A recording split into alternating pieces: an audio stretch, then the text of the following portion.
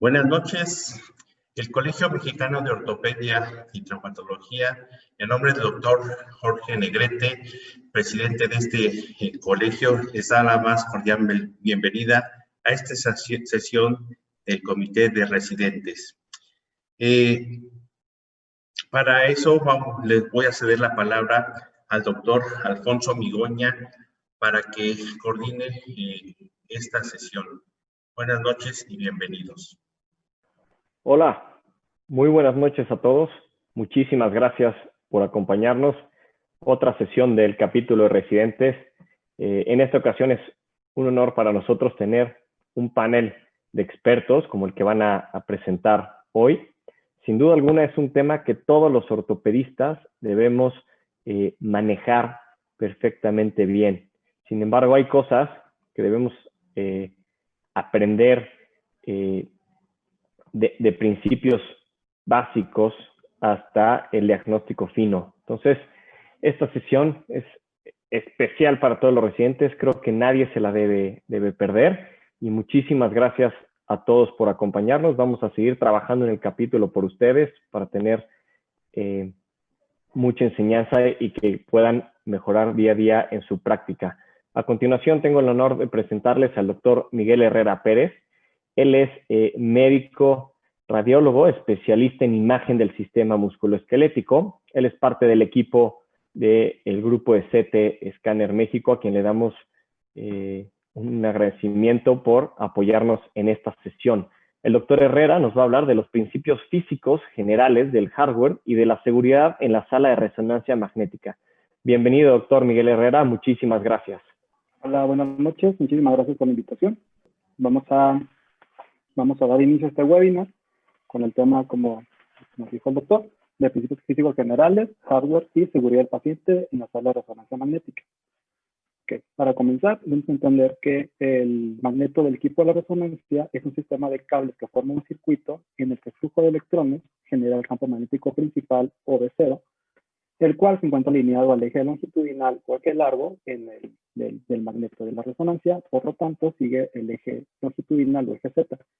El otro eje en el que puede estar alineado un campo magnético es el eje transversal o eje XY, que en el paciente corresponde a la dirección de izquierda a derecha, y el eje Y corresponde a la dirección antero-posterior. Ahora bien, para la generación de imágenes de resonancia utilizamos el átomo de hidrógeno, dado que es el elemento más abundante en el organismo y en el universo. Sabemos que el átomo de hidrógeno está formado por un núcleo formado por un protón único con carga positiva y un único electrón que orbita a su alrededor. Cuando el paciente se encuentra fuera del equipo de resonancia magnética, es decir, cuando no está bajo la fuerza del campo magnético principal, sus protones se encuentran girando sobre su propio eje en direcciones aleatorias, de esta manera formando pequeños campos magnéticos a su alrededor. Pero cuando el paciente se introduce el equipo de la resonancia, el campo magnético principal va a hacer que la mayoría de esos protones se alineen a su dirección y otros cuantos se alineen en dirección contraria, lo que hace que la mayoría de esos protones cancelen sus campos magnéticos y que los protones remanentes sumen sus campos magnéticos, generando de esta manera la magnetización neta, la cual se encuentra alineada al eje longitudinal, es decir, al eje del campo magnético principal. Ahora, cuando los protones interactúan con el campo magnético principal, van a dejar de girar su propio eje y van a comenzar a oscilar en direcciones aleatorias, a manera como es un giroscopio, como vemos en esta animación.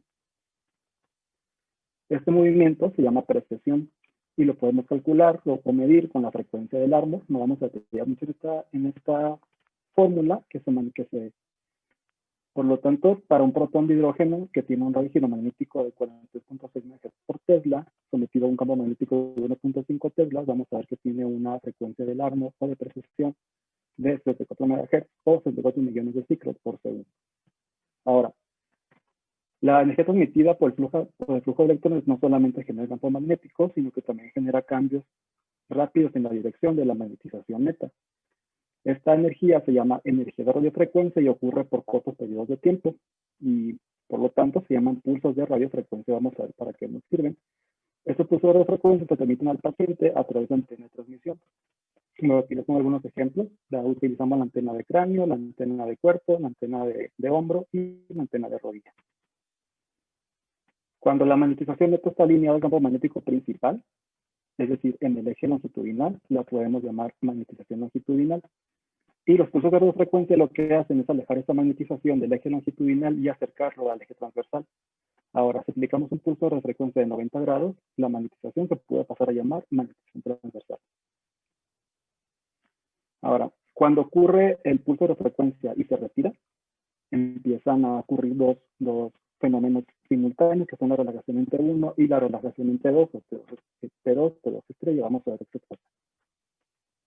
Ahora, cuando retiramos el pulso de radiofrecuencia de 90 grados, la magnetización transversal va a comenzar a recuperar su eje longitudinal poco a poco, y de aquí se desprende el concepto de relajación en T1, que se define como el tiempo que le toma a la magnetización longitudinal recuperar el 63% de su valor final. Y les pongo un ejemplo como la velocidad de relajación en T1 es diferente para cada tejido, y aquí en este ejemplo de resonancia es una secuencia en T1 de rodilla con un poquito de incremento de líquido sinovial. Vemos cómo el líquido se ve hipointenso con baja señal porque tiene un T1 largo, a diferencia de los tejidos que tienen alta señal por tener T1 cortos, como la grasa. Ahora, el otro fenómeno que ocurre simultáneamente, lo vamos a ver a detalle. Después de cuando se aplica el pulso de 90 grados, los protones comienzan a procesar a la misma frecuencia, quiere decir que están en fase, pero tras retirar el pulso, estos protones van a comenzar a procesar en frecuencias diferentes, lo que se llama desfase. Este efecto ocurre por dos causas principales, que son interacciones spin-spin, que se conoce como desfase en T2, y esto es por las interacciones del campo magnético de protones vecinos. Y la otra es por las inhomogeneidades del campo magnético, y se llama desfase en T2 estrella. Esto quiere decir que el campo magnético no es homogéneo, o sea, tu fuerza no es homogénea en todo el eje longitudinal, por lo que va a ejercer diferentes efectos de intensidad según a lo largo del eje longitudinal del paciente. Y de aquí se desprende el concepto de relajación en T2, T2 estrella, que se define como el tiempo que le toma la magnetización transversal llegar al 63% de su valor original, o también se puede definir como el tiempo que le toma a la magnetización transversal perder el 63% de su valor inicial. También, al igual que en T1, cada tejido tiene una velocidad de relajación en T2 estrella diferente. Aquí vemos como en una secuencia de T2, como ahora el líquido sinovial tiene un T2 largo, por eso tiene alta señal, y el músculo, la grasa, tiene un T2 más corto, por eso tienen señales más bajas. Ahora bien, habiendo comprendido esto, vamos a pasar a la secuencia spin-echo. La secuencia spin-echo es una técnica que nos ayuda a obtener la señal deseada en T2, eliminando las inhomogeneidades del campo magnético, o sea, el espacio en T2 estrella. Aquí lo que se hace, recordemos cómo tras retirar el pulso de 90 grados, la magnetización longitudinal se va a comenzar, va a comenzar el desfase de los protones. Entonces, para recuperar el desfase de los protones, aplico un pulso de la doble intensidad, o sea, 60 grados, para invertir la dirección del campo magnético. Okay. Entonces, para eliminar estos inhomogeneidades del campo magnético, se aplica el pulso de 180 grados para regresar a los protones a que estén en fase, y después de retirado, después de un tiempo, se genera algo que se conoce como eco. El eco es una señal que induce una corriente eléctrica en el equipo de resonancia a través de antenas de recepción. Y esta antena de recepción a su vez va a generar otra señal que se almacena y se digitaliza por la computadora, con la que después vamos a lograr hacer reconstrucciones de imágenes de resonancia. Entonces, el objetivo de las frecuencias de pulso es generar ecos para con eso generar señales para hacer las imágenes. Aquí vamos a ejemplificarlo en esta gráfica. Tenemos un pulso inicial de 90 grados, seguido de un pulso de 180 grados para recuperar el espacio de los protones, y después de un tiempo de retiro del pulso se inicia la señal de eco. Cuando esa señal de eco alcanza un pico, se llama pico de eco, es cuando se genera la señal que se va a registrar en la computadora. Ahora, el tiempo que transcurre entre el pulso de 90 grados y la generación del eco se llama tiempo de eco. Y el tiempo que transcurre entre el pulso de 90 grados se llama tiempo de repetición. Ahora, conociendo estos dos conceptos, vamos a ver cómo con tiempos de eco más cortos podemos hacer secuencias que nos ayudan a generar ecos más rápidamente, para de esta manera acelerar la adquisición de imágenes, que pueden ser secuencias multieco spin-echo o secuencia turbo spin-echo. Aquí vemos cómo en lugar de aplicar un pulso a 90 grados después de En unos 180 se aplican pulsos de 180 simultáneos para generar ecos más rápidos. Y de esta forma se aceleran los tiempos de adquisición con tiempos de eco más cortos.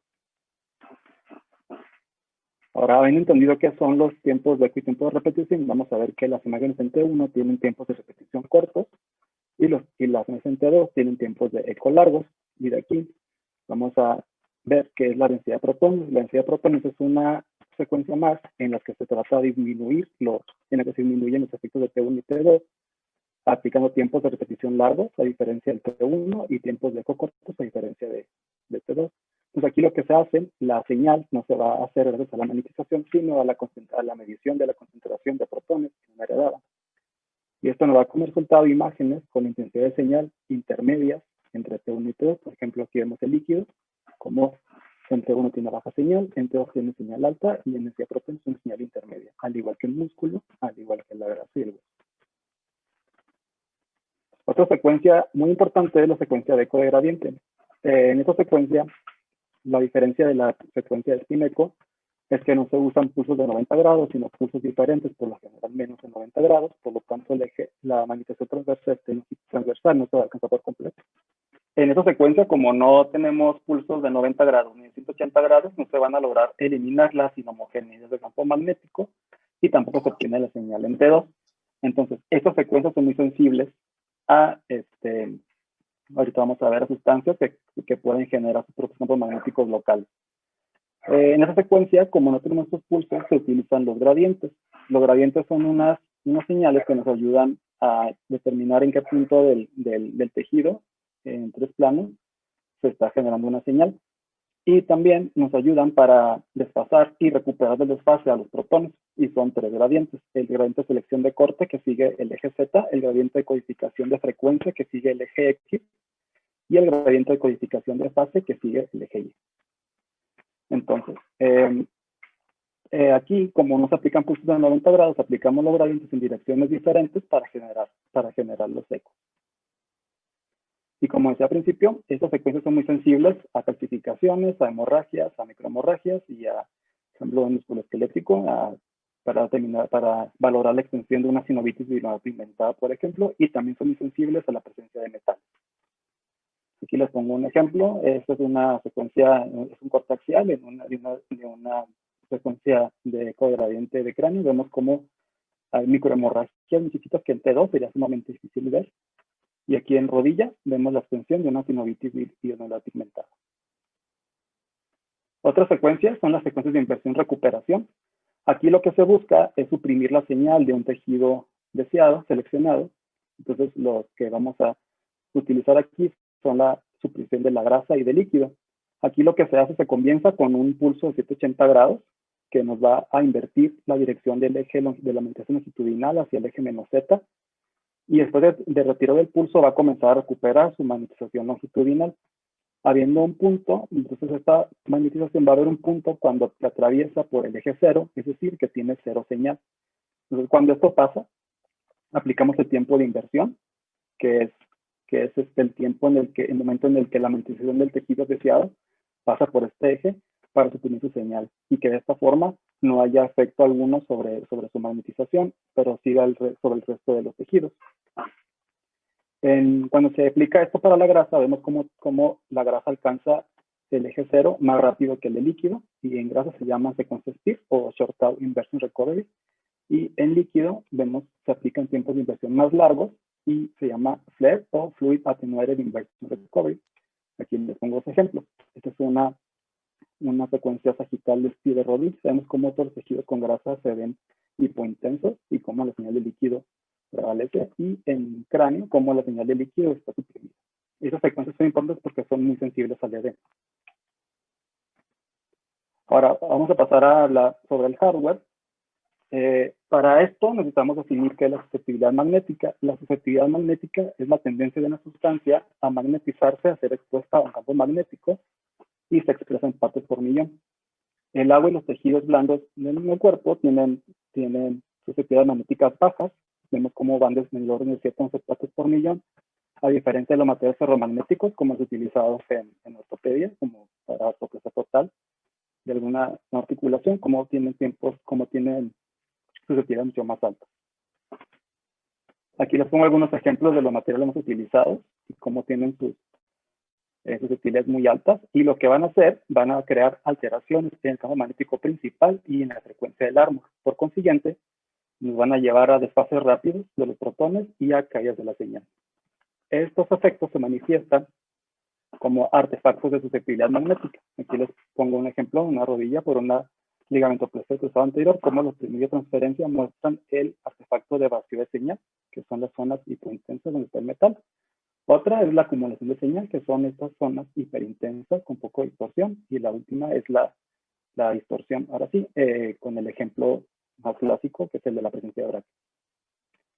Afortunadamente, contamos con varias técnicas para disminuir esos artefactos, como es la utilización de campos magnéticos más bajos, porque obviamente a campos magnéticos más altos existe más susceptibilidad, tiempos de eco más cortos para menos tiempo de desfase, la utilización de secuencias multi-spin eco y turbo-spin eco para corregir parcialmente el desfase, evitar eco de gradiente, como vimos, es una secuencia altamente susceptible. Entonces, otra disminución de campo de división, porque a menor campo de división, el campo de división es el área que deseamos nosotros escanear del tejido en una imagen de resonancia. A menor campo de división, menor tamaño de píxel por el voxel y por lo tanto, menor cantidad de protones por píxel y menores interacciones y menor desfase. La otra es modificar la dirección de los gradientes específicamente para corregir las distorsiones. Y por último, utilización de secuencias de inversión-recuperación, específicamente la de STIR, porque la secuencia de STIR no depende de la frecuencia persistente de los protones. Y les pongo un par de ejemplos, como también por una ligamentoplastia cruzado anterior, como el artefacto en 3 teslas es mucho mayor que en una de 1.5 teslas. Y como con los tiempos de eco más cortos, también vemos como el artefacto de los tiempos de transferencia es muchísimo menor que en tiempos de eco más largos. Y en cuanto a las secuencias de supresión grasa, vemos como en STIR el artefacto es muchísimo menor comparado con el de FATSAT y con el de DIXO. Y por último, vemos como la modificación de la dirección de los gradientes nos mejora notablemente la distorsión. Para terminar, vamos a pasar a la seguridad del paciente en la sala de resonancia magnética. Y aquí lo que nos interesa es la seguridad del paciente en cuanto a la presencia de implantes metálicos. Por lo que vamos a tocar 4 aspectos, que son el SAR, el calentamiento de implantes, la migración o rotación de metales y, por último, las contraindicaciones de la resonancia. Ok. El SAR es la relación de absorción específica y se define como la energía de radiofrecuencia depositada por masa de tejido y se expresa como watts por kilo. Entonces, aquí lo que ocurre es que los pulsos de radiofrecuencia generan calentamiento por microondas de esta manera. El pulso de radiofrecuencia, al crear oscilaciones en los campos magnéticos, va a crear corrientes eléctricas en el tejido del paciente que van a incrementar la temperatura. Un SAR supone un incremento de la temperatura corporal total en 0.5 grados. Hay muchos factores que nos incrementan la SAR, entre ellos campos magnéticos altos. Aquí la importancia es, si se hace una resonancia en un equipo de 3 teslas, el SAR puede elevarse hasta 4 veces. Y el otro es calentamiento de implantes ortopédicos. Esto ocurre, es un efecto conocido como efecto antena resonante, en el que los pulsos de radiofrecuencia establecen una onda de voltaje en el implante, haciendo que funcione como una antena de recepción, que esto va a hacer que incremente su temperatura por la generación de campos magnéticos locales. Por último, vamos a tocar el tema de migración o rotación de metal en el cuerpo, y eso es muy importante para romper el mito de que mucha gente a veces pensamos que al meter un paciente con una prótesis se puede sufrir un arrancamiento de dicho implante, pero en realidad lo que puede pasar es que sufra un aflojamiento. Entonces, el que se rote, el que se desprenda, eso no pasa. Esto es más de preocupación cuando tenemos metales cerca del ojo o intracraneales. Y esto ocurre porque el metal trata de alinearse a la dirección de campo magnético, es decir, al eje longitudinal. Y para finalizar, vamos a ver sobre todo de todas las contraindicaciones de resonancia, como lo que nos interesa aquí ver es que las contraindicaciones que conciernen a la presencia de implantes metálicos están dentro de las relativas. Por lo tanto, hay que perder el miedo a solicitar estudios a pacientes con prótesis o con algún implante. No va, realmente no es una contraindicación. Muchísimas gracias. Agradecemos al doctor Herrera su participación. Muchísimas gracias, doctor Herrera. Y continuamos con la doctora Erika Magdalena León Guerrero. Ella es médica adscrito de Grupo CT Scanner Lomas Altas. Ella también es médico especialista en imagen del sistema musculoesquelético. Y agradecemos muchísimo, doctora León. Y por favor, continúe con su plática, protocolo de obtención de imágenes, planos y secuencias. Muchas gracias, doctora. Bienvenida. Listo. Buenas noches. Agradezco mucho la invitación al Colegio Mexicano de Ortopedia. Entonces, espero que esté bien el sonido. Si no me escuchan bien, por favor háganmelo saber. Entonces, escuchamos muy bien. Entonces, hoy vamos a hablar acerca del protocolo de obtención de imágenes, específicamente de cómo tenemos que ver los planos y las distintas secuencias que debe incluir una resonancia magnética de rodilla estándar y que todos ustedes pues deben de tener disponibles para un adecuado diagnóstico. Quisiera empezar esta breve charla pues básicamente destacando el punto que a pesar de que ustedes puedan llegar a tener excelentes radiólogos o unos software de postprocesamiento muy buenos, el diagnóstico se puede ir por completo si la adquisición de la imagen y la planeación de la resonancia pues no es de alta calidad. Entonces, es ideal que cuando ustedes como médicos ortopedistas manden un estudio de resonancia, tengan pues noción de qué tipo de equipo es el que está disponible en el centro diagnóstico a donde están mandando a su paciente, que tenga el personal capacitado, obviamente tanto técnico como radiólogo para una buena adquisición.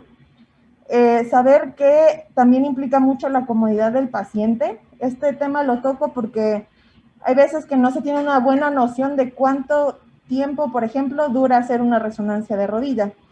El protocolo más corto o más acortado que tenga al menos secuencias óptimas necesarias para hacer los diagnósticos principales es lo más corto, son 20 minutos. Entonces, en caso de pacientes que tienen pues articulaciones dolorosas o que tienen dificultad para mantener una posición, pues eso llega a alargar los tiempos de adquisición y puede incluso afectar de forma importante en la calidad de la imagen. La otra es que tengan una adecuada accesibilidad a la información, tanto ustedes al momento de poder descargar, ver el estudio, como nosotros cuando establecemos la comunicación con el paciente y el envío a través del sistema RISPAX de todas las imágenes que estamos adquiriendo. Y por último, pues nunca está de más saber la disponibilidad y los costos que implica mandarle a hacer a un paciente un estudio de resonancia magnética. Bueno, pasando a estos breves puntos, pues yo les quisiera transmitir qué es lo que va a sentir cada uno de sus pacientes en el momento en que entran a un estudio de este tipo. Generalmente, o lo ideal es que deben de hacerse estos estudios con antenas dedicadas, es decir, es la parte angular que nos va a nosotros permitir adquirir una buena imagen de alta resolución. En el caso de la rodilla, pues es una antena parecida a la que ustedes pueden ver en pantalla. Pueden ver ahí unas rayitas negras. Esas rayitas son los marcadores que nosotros utilizamos para poder saber si nuestro área de exploración está bien centrada. En el caso de la rodilla, pues la literatura refiere que esta se debe de centrar a la altura, más o menos a la altura del polo inferior de la patela. Esto pues lo hacemos nosotros visualmente. Y finalmente, pues la primera adquisición que nosotros tenemos en el protocolo, pues son los famosos localizadores. Los localizadores son unas secuencias muy rápidas, de menos de 25 segundos, potenciadas en T1 y con muy baja resolución. El objetivo de tener estas localizadores, pues son la base en la que nosotros vamos a ir planeando las siguientes secuencias, que ahora sí van a tener pues toda la resolución necesaria para el adecuado diagnóstico. Entonces, recapitulando, pues, tener antenas dedicadas, tener al paciente en una posición adecuada. Esto es, el paciente entra, pues, con los pies por delante, de frente al tubo, y, pues, siempre van de cúbito supino con una flexión discreta de menos de 30 grados. La duración, como les comentaba, es al menos de unos 20-25 minutos por protocolo, siendo ya protocolos un poco como cortos, pero pues si ustedes necesitan secuencias especiales o el paciente trae un diagnóstico en específico que requiera secuencias opcionales, pues esto se puede hacer tan largo que hasta casi 1 hora. Y bueno, las contraindicaciones ya no voy a ahondar más en esto, ya las revisamos con el doctor Miguel. Solo recordar que las absolutas y relativas pues tienen que ver con equipos que sean activados como electrónicamente o magnéticamente, como los marcapasos, implantes cocleares o neuroestimuladores. Entonces, ¿cómo voy a saber si mi resonancia está bien centrada? En la primera secuencia del localizador, ahí con la flecha blanca, ustedes pueden ver que la imagen es más brillante, es decir, ahí es el sitio donde hay más señal. Comparen con lo oscuro que se ve hacia la parte inferior de la imagen, ahí hay poca señal y de esa forma pues nosotros sabemos si la antena está en el sitio correcto o si hay que moverla para tratar de obtener la mejor señal o la parte más brillante en el sitio donde nosotros queremos explorar. Ese es el primer punto. Ahora, como ustedes seguramente ya han tenido oportunidad de revisar en muchos estudios, pues los planos básicos que nosotros adquirimos pues son los coronales, los axiales y los sagitales. Los planos coronales normalmente se tienen que planear en el axial, es decir, nosotros vamos a tener, bueno, esto ya es una imagen bonita adquirida, en realidad lo que tenemos nosotros son los localizadores, pero bueno, nuestra referencia para nosotros saber si el coronal está bien tomado es que usualmente los cortes se van a planear perpendiculares, como lo demuestra esa línea, a los cóndilos femorales, y así sucesivamente se van adquiriendo los distintos cortes para que nosotros podamos tener una vista coronal o coloquialmente conocida como frontal de la articulación. El siguiente plano es el plano sagital, que ese también se planea básicamente en un localizador axial, y en este caso pues los planos se alinean de forma paralela al cóndilo femoral lateral, tratando en todos los casos de hacerlo lo más paralelo posible al trayecto del ligamento cruzado anterior. Entonces aquí les traigo un ejemplo de cómo nosotros tenemos que ver la articulación. Es importante considerar que cada región que nosotros vayamos a explorar tiene una geometría distinta, y en la rodilla la geometría del cóndilo femoral es de las más complejas, y es por eso que la mayoría de las secuencias pues lo toman como pilar o eje principal para su planeación. Y por último pues tenemos el plano axial, es el plano que nosotros vamos viendo como en rebanadas como en las tomografías, y este se puede planear tanto en el sagital como en el coronal. Usualmente se toma como primera referencia el plano coronal, donde el corte tiene que pasar en la línea articular, otra vez paralela a los cóndilos femorales, y de esta forma abarcar desde la tuberosidad tibial hasta por arriba del polo superior de la patela. ¿Ok? Y bueno, esos son como los principales planos y cómo tienen que estar estos alineados para que ustedes puedan tener un análisis pues correcto. En cuanto a las secuencias o protocolos, pues estos usualmente varían entre instituciones y van a encontrar distintas combinaciones entre secuencias potenciadas a T2 y densidad de protones con o sin saturación grasa.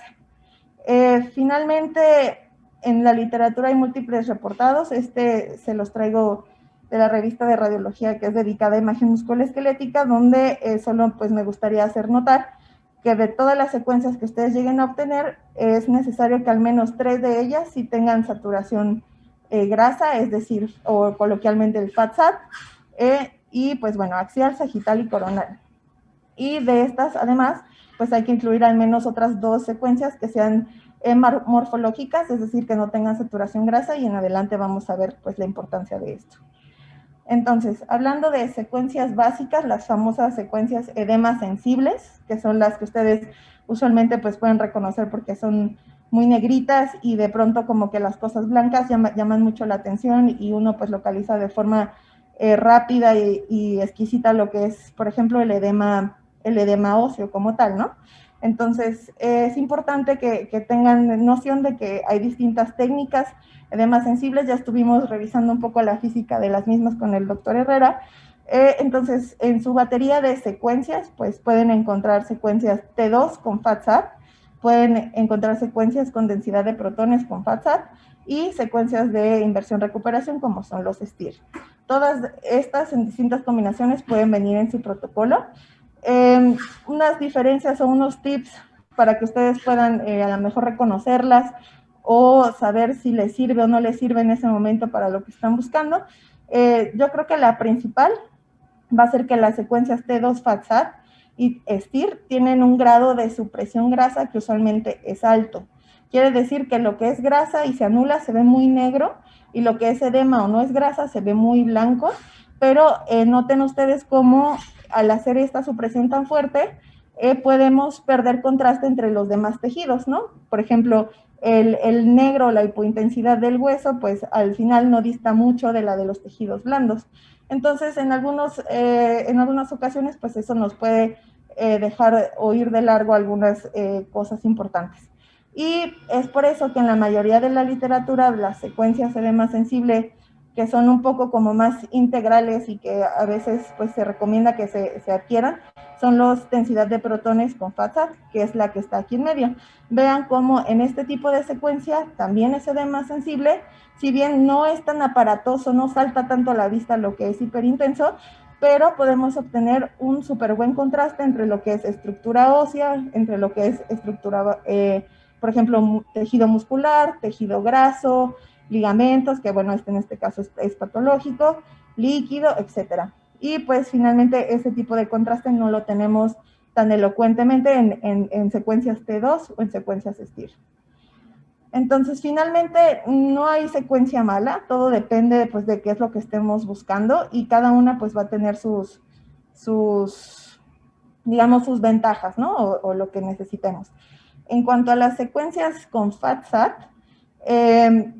tienen un pitfall que es que usualmente la supresión grasa es más heterogénea o menos homogénea.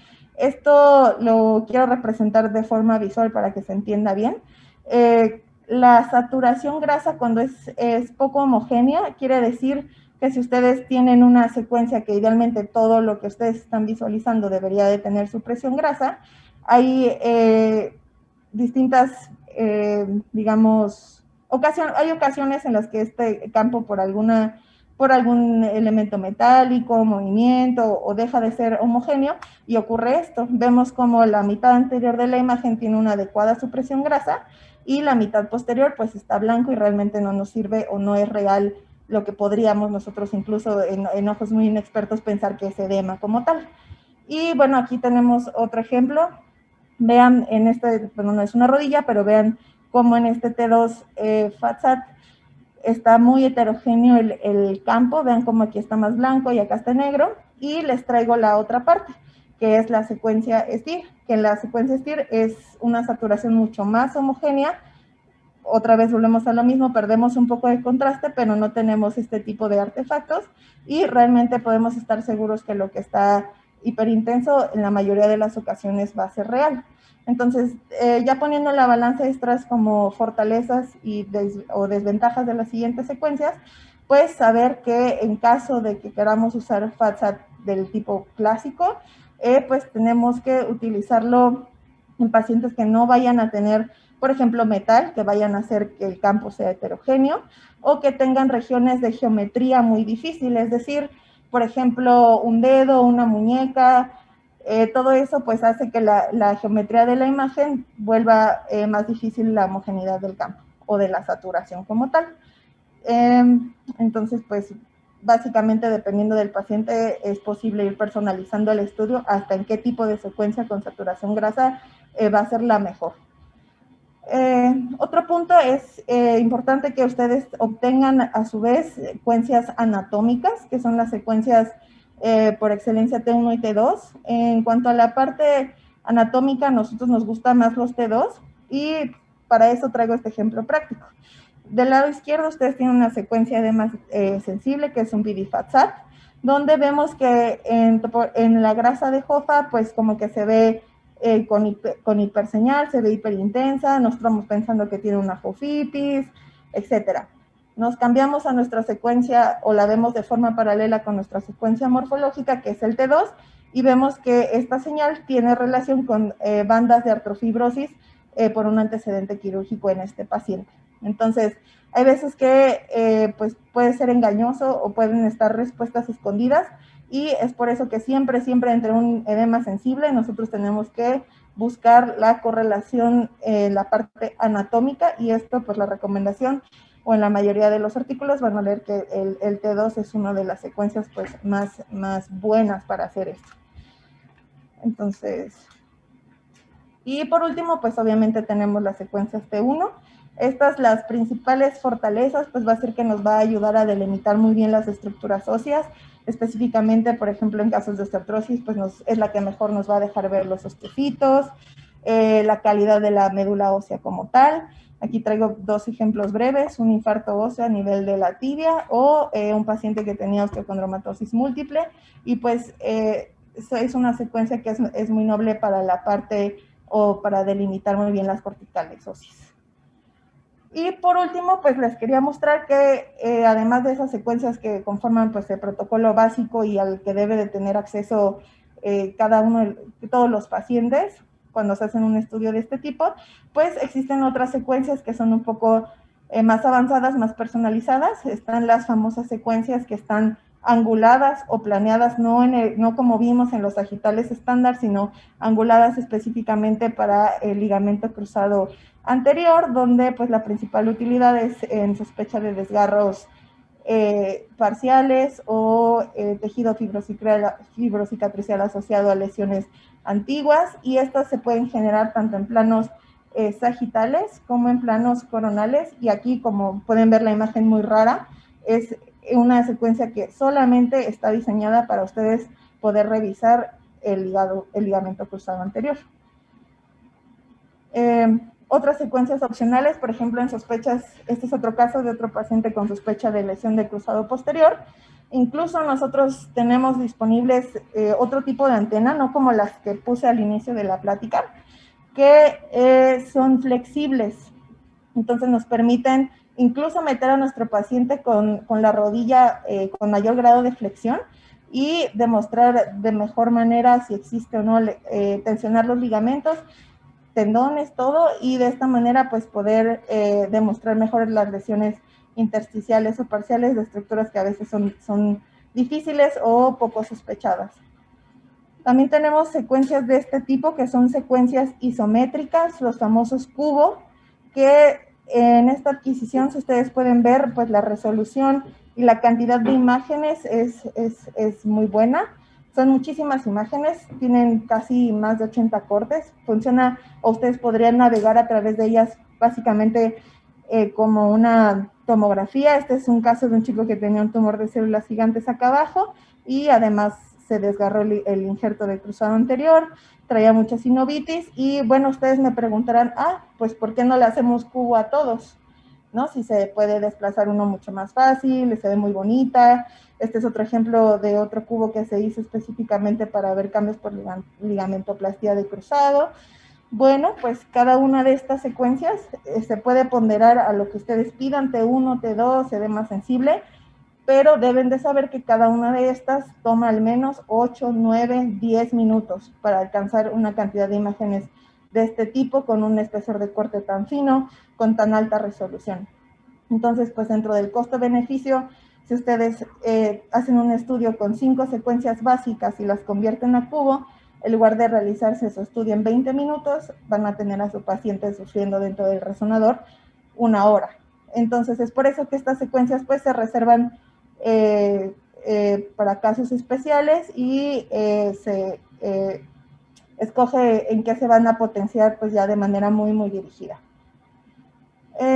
Otra cosa que tenemos disponibles, y ya lo mencionó brevemente el doctor Herrera, pues son las secuencias en eco de gradiente, ¿no? Ustedes, traigo otro ejemplo, este es un paciente que tenía estas imágenes nodulares en el receso suprapatelar, y la sospecha, pues, si era, él venía por derrame intermitente y la sospecha si era una sinovitis billonodular pigmentada, y pues nosotros con las secuencias eco de gradientes, pues tenemos la posibilidad de demostrarles los depósitos de hemosiderina dentro de las lesiones y así pues llegar al diagnóstico de la forma pues más acertada antes de que ustedes tomen decisiones.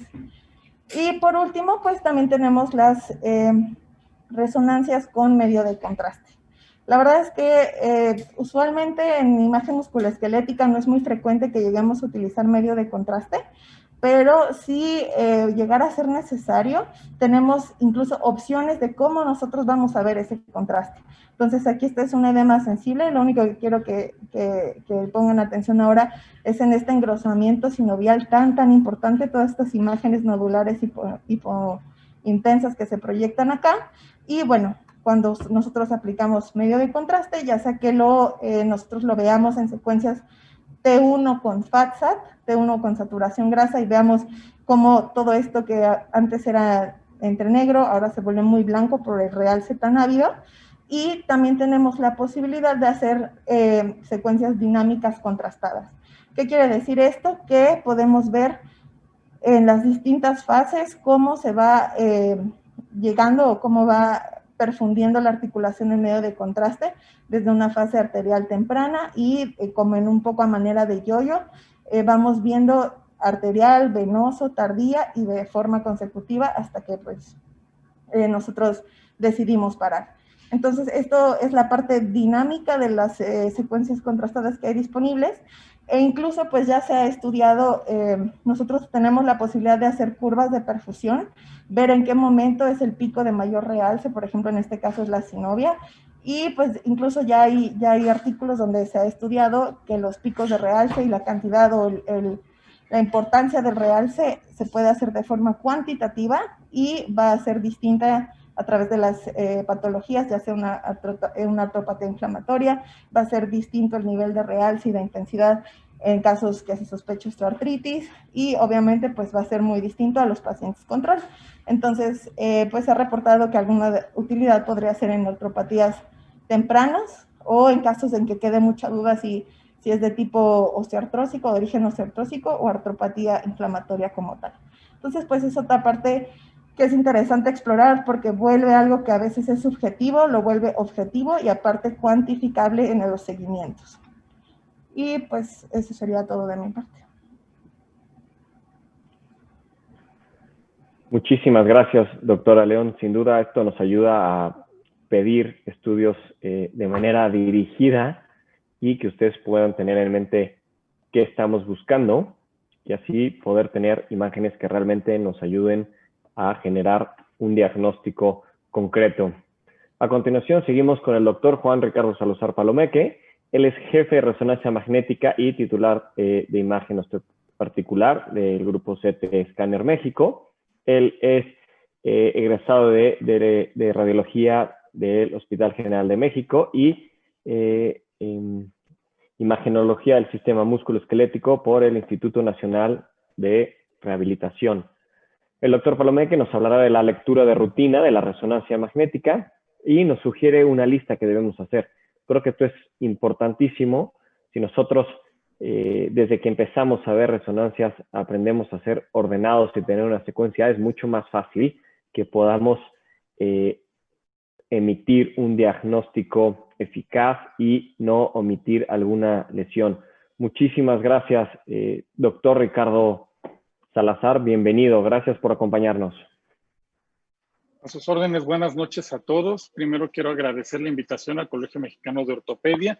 En verdad es un honor para mí y para todo nuestro equipo tener la oportunidad de participar con ustedes. Sí me gustaría aclarar que somos Grupo CT Scanner, los tres centros. Yo estoy en CT Scanner México, junto con el doctor Herrera y la doctora León en CT Scanner Lomas Altas, cada uno como titular de musculoesquelético en sus centros. Bien, dicho esto, bueno, pues ya pasamos de una parte técnica. La primera, bueno, ¿qué pasa con esto de los protones? Suele ser un poquito complicado, pero realmente es algo que nosotros tenemos que cuidar para que se generen imágenes de tipo diagnóstico.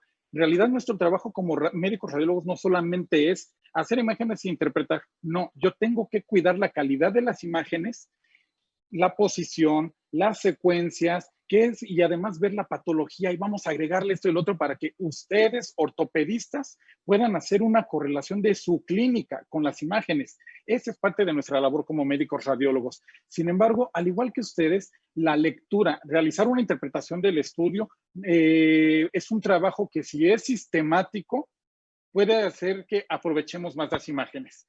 Bien, entonces, hablemos de la lista de comprobación. ¿En qué orden les sugerimos? Fíjense que generalmente desde que estudiamos medicina y tenemos algunas materias relacionadas con la interpretación de imágenes, nos dicen, interpreta de afuera hacia adentro o de adentro hacia afuera, ¿no? Eso es lo primero que nos dicen.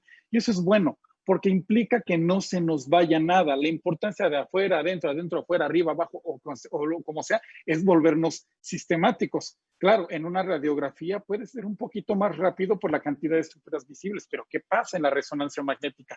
En la resonancia magnética tenemos planos y secuencias. Entonces uno dice, a ver, tengo como 50 planos, tengo como 50 secuencias, muchos contrastes, ¿cuál voy a usar o para qué me sirve una o la otra? Y a veces nada más nos vamos a las FATSAT, ¿no? Porque decimos, donde brille es donde está la patología. Pero hay que recordar que las estructuras anatómicas van a ser visibles dependiendo de acuerdo a un plano y una secuencia, y distinta información es aportada en cada una de ellas. Además, es importante recordar que en el caso de la rodilla, que es en lo que estamos hablando, las relaciones funcionales son bien importantes. Entonces, no se trata nada más de hacer una lista de hallazgos, como digo, un inventario de hallazgos, sino que hay que buscar la relación funcional de todas las estructuras o de todas las lesiones. Generalmente, un menisco desgarrado no es que esté solito, se desgarró. Bueno, ¿qué pasa con la cápsula? ¿Qué pasa con el colateral medial? Un desgarro del cruzado anterior. El cruzado anterior roto, sí. ¿Qué pasa con el resto de estabilizadores? Así que la división por compartimentos es bien importante en el análisis de la resonancia magnética de la rodilla. Así entonces, como hace un momento comentaba la doctora León, es necesario tener un protocolo. Fíjense que los protocolos van a ser distintos dependiendo de cada centro, en todos lados, siempre ajustándose a las necesidades, primero, del equipo médico con el cual nosotros trabajamos, con el que hacemos, esto es interdisciplinario. Entonces, dependiendo de esto, se va ajustando el tipo de secuencias, además de costos, además de patología, porque aunque hay un estándar, siempre nosotros como médicos radiólogos tenemos que ver el estudio para que de acuerdo a lo que encontremos, agreguemos secuencias que caractericen mejor una patología. La doctora León mencionó acertadamente que siempre necesitamos tener 3 planos con saturación de la grasa, los planos ortogonales de siempre, sagital, coronal, transversal, que pueden ser en T2 con saturación de la grasa, pero fíjense que preferimos que el plano transversal, dada la importancia del cartílago patelar, como vamos a ver, mejor lo hagamos en densidad de protones igual FATSAT con saturación de la grasa. Entonces, esto va a ser importante por el cartílago patelar. Ahora bien, ya tenemos desde saturación grasa. Vamos a nuestra imagen anatómica. ¿Qué les parece un plano sagital y un plano coronal en T2? Está bien, pero quizá la densidad de protones nos ayude a evaluar también el resto de las superficies condrales. El contraste es distinto, pero de T2 a densidad de protones me ayuda mucho también para ver el cartílago en superficies de carga condilias o tibiales, ¿no? Y la imagen T1 sagital, que nos ayudará a caracterizar bien alteraciones óseas, como dijo la doctora León hace un momento, ¿no? Y bien, planos especiales. Generalmente en casi todos lados se va a agregar un plano especial para el ligamento cruzado anterior, que es una imagen sagital oblicua, ya sea ponderada en T2 o ponderada en densidad de protones, la que quieran. Finalmente, lo importante es ver la integridad del ligamento cruzado anterior. Ahora bien, si el equipo del centro donde estén lo permite, entonces podemos agregar una imagen T2, pero volumétrica, que en este caso es la secuencia 3D, la que les mostró la doctora, que es aquella con la que podemos hacer reformateos multiplanares, que si es un equipo Siemens suele ser la secuencia T2 Space. Se llama cubo cuando viene de un equipo General Electric, pero bueno, da lo mismo como le quieran llamar, siempre cuando sea una secuencia T2 3D, aunque hay variantes para la imagen 3D. A veces podemos utilizar una T2, pero en una secuencia distinta llamada multieco, que ya más adelante veremos para qué sirve, pero es importante que de ser posible tener una imagen 3D. Ahora bien, ya que tengo todo mi protocolo, primero, a ustedes cuando les llegue el disco, cuando les llegue toda la baraja de placas o lo que sea, si quieren hacer una revisión sistemática, ordenen sus imágenes, vean a ver qué tengo, qué secuencias y qué planos. Estando ordenadito, ahora sí empezamos la lectura. Pero bien, Entonces, ya teniendo las secuencias ordenadas y sabiendo yo qué es todo con lo que cuento, ahora viene entonces la evaluación de las estructuras anatómicas. Fíjense que hacer un análisis de las estructuras anatómicas no solo implica reconocerlas, sino saber cuál es su contribución funcional en la articulación. No se trata nada más de describir, sino empezar a ver las relaciones funcionales. Entonces, empezamos con los estabilizadores, que es donde es superior la resonancia magnética sobre otras modalidades. Vamos a ver huesos, músculos, bursas, fascias, tejido adiposo y un vistazo a las estructuras neurovasculares. En términos de las estructuras estabilizadoras, siempre debemos tener en mente que tenemos a nuestros estabilizadores estáticos, que son las estructuras osteocapsuloligamentarias, y a nuestros estabilizadores dinámicos, que van a ser nuestras estructuras en general miotendinosas o musculaponeuróticas. Cada estructura que yo voy a ver, tengo que tener en mente a qué clase de estabilizador pertenece y no perder en mente los principios generales como los que establece Manar Panjabi. Y eso no nada más es anatomía, sino relaciones funcionales. Entonces empieza mi lista, ¿no? A lo mejor me echan, a ver, pásame una lista. Vamos a empezar a hacer el checklist desde meniscos, cruzados y todos estos que van apareciendo en la lista. Pero siempre vamos a saber a qué clase de estabilizador pertenece. Puede ser que yo empiece evaluando los meniscos y sé que son estáticos por ser un fibrocartílago. Los ligamentos cruzados y colaterales van a ser también estáticos al ser ligamentos o ligamentos capsulares. Todas las unidades miotendinosas van a contribuir a la estabilidad dinámica y la cápsula y revestimiento sinovial también como parte de los estabilizadores estáticos. Antes de irnos a lo que estabiliza, ¿qué estabilizan todas estas estructuras? Los compartimentos articulares, la articulación patelofemoral, con su cartílago obviamente, y el aparato extensor reforzado por los retináculos. Y otro estabilizador estático, la superficie ósea y el cartílago articular de las articulaciones tibiofemorales. El punto aquí es que al hacer yo mi revisión debo tener en mente la parte funcional, no solo la anatomía, para poder buscar relaciones también patológicas.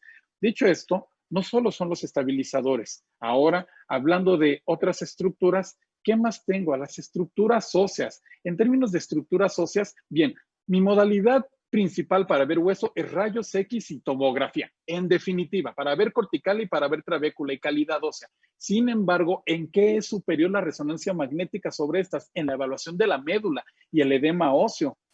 Ahora bien, los músculos.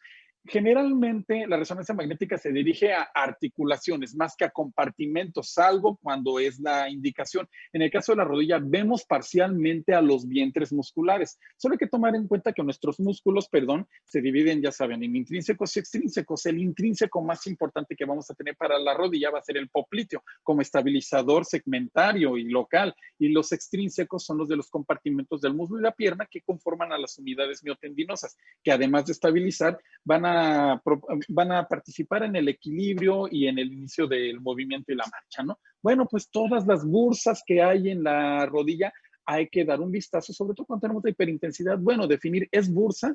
¿Es edema nada más? Y si es bursa, ¿qué bursa es? ¿No? Y las fascias, más que pensar en la grasa subcutánea, hay que considerar la función de las fascias, tanto profunda y superficial. Y finalmente, siempre echar un vistazo en la rodilla a las estructuras vasculares popliteas y obviamente al nervio ciático popliteo y las principales ramas que se dan desde el nivel del platillo tibial. Entonces, hay toda una lista de estructuras que vamos a poder analizar, pero siempre hay que tener en cuenta las relaciones funcionales. Aquí, por ejemplo, empezamos con los meniscos porque generalmente siempre es la patología que hay, ¿no? Destaca la de los meniscos, destaca la de los ligamentos, pero eso no quita que tengamos que tener una visión funcional de esto. Ahora bien, ya sé que tengo una lista de estructuras que tengo que analizar. Ya sé que tengo que ver las relaciones funcionales y antes de esto ya sabía que tenía que reconocer todas las secuencias y planos que tengo disponibles para el estudio. Ahora entonces conviene que en cada secuencia determinemos cuál es el mejor plano y cuál es la mejor secuencia para esa evaluación. Por ejemplo, en el caso de los meniscos, como resalto aquí, sus mejores secuencias para evaluación en un estudio de rutina van a ser pues prácticamente los tres planos en imágenes T2 con saturación de la grasa y densidad de protones, una anatómica y una para la evaluación. Fíjense que de todas estas, aunque el transversal 3D puede ayudar, no es la mejor. Lo destaco aquí porque se utiliza y a veces nos apoyamos, pero los planos coronales y sagitales son los mejores. Hay signos bien precisos para demostrar desgarros por muy pequeños que sean, siempre y cuando se tomen y se planee bien la resonancia. Y entonces, lo mejor, como les digo, son los planos coronales y los planos sagitales. Y hay que reconocer su morfología. No me voy a detener en cada estructura por cuestión de tiempo, pero sí hay que saber qué planos son los mejores para verlo. Les pongo aquí la imagen a nivel del espacio articular de los meniscos. Se puede caracterizar muy bien, pero a veces no. ¿Por qué? Por la angulación que estos tienen respecto al plano transversal. Definitivamente los mejores son coronales y sagitales. Para los ligamentos cruzados, ya sabemos que también prácticamente los planos coronales y sagitales van a ser los mejores, pero contamos con la imagen oblicua T2. Entonces, la imagen oblicua T2, yo como les digo, sirve nomás para una cosa. ¿Está continuo o no está continuo ese ligamento? No sirve para otra cosa, ¿eh? ¿Más continuo o no? Y ahora bien, las otras. Sé que tengo los las imágenes sagitales, pero ¿qué creen? Las imágenes sagitales, aunque son recomendadas, pueden tener muchos errores. Por eso hay que estar familiarizados con los artefactos, cuando una imagen es real y no. Si me preguntan a mí cuál es para mí la mejor secuencia para confirmar si existe o no patología de ligamentos cruzados, digo, el mejor plano, perdón, son los planos coronales. Son los que, aunque no me sale en un solo plano, puedo ir siguiendo para ver toda la integridad de ambos fascículos en el cruzado anterior o incluso para el cruzado posterior, ¿no? Los ligamentos colaterales son un tema donde los planos coronales son los más anatómicos y los más bonitos, ¿no? Podemos ver bien al ligamento colateral medial, al ligamento colateral lateral, porque son bastante anatómicos. Pero, ¿qué creen? No le crean nunca a estos planos si la imagen que ustedes sospechan como lesión no se confirmó en el plano transversal. El plano transversal es el que confirma lo que nos dice la imagen anatómica, que es susceptible a errores de interpretación.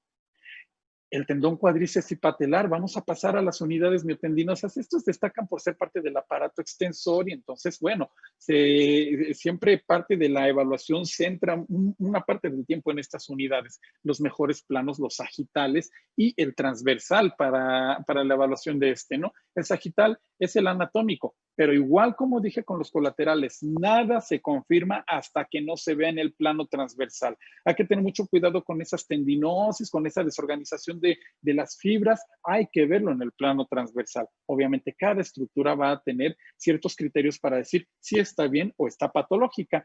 Y todas las unidades miotendinosas, ¿qué les voy a platicar? Sobre las unidades miotendinosas, todas las que están prácticamente en la parte posterior y forman parte de las esquinas, posterolateral y posteromedial.